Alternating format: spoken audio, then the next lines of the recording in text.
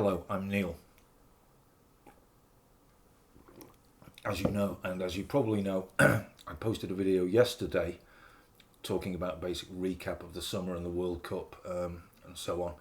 But one of my neighbours today said the sound was all muffled, and when I listened to it on YouTube, it seemed okay the first time, but a bit muffled the second time, which is a bit strange.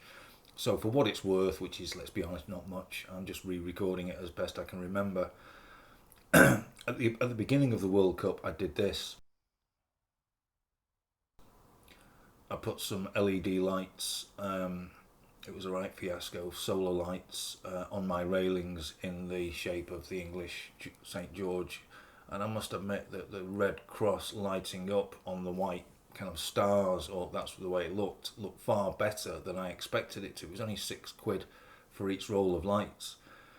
Unfortunately, it didn't bring luck to the World Cup for England. It seemed like it was doing, when we got to the semi-final.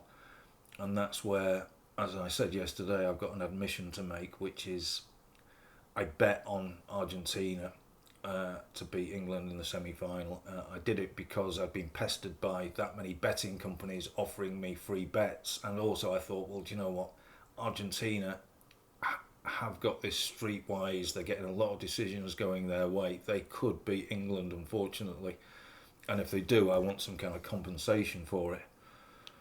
So I got that to the tune of a few quid, but I must admit I've never taken less pleasure in winning money in my entire life.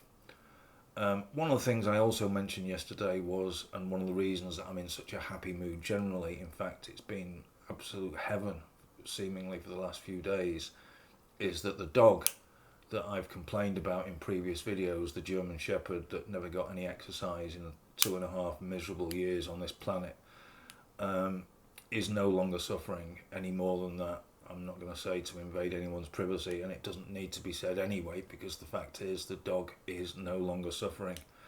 One of the things that I'm aware of is that there are very bad things coming to England, maybe one at a time, maybe all together later on this year, in the form of fuel shortages, food shortages, possible blackouts, power cuts, even possibly bank cash machines not working. I think bad things are coming, and I think it's going to be worse than the Second World War. So, as dramatic as that sounds, one of the particular reasons that I'm happy that this dog is no longer suffering is that she also won't be suffering when stuff like this comes around indirectly.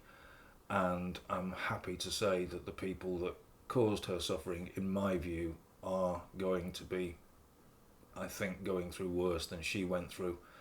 So generally speaking, I don't take any pleasure in kind of anticipating bad things happening to other people, but I've heard things over the last 2 years that I've never heard in my life, so all I can say is it's changed me slightly. I just want to say as well, I'm glad that I've re-recorded this for one reason.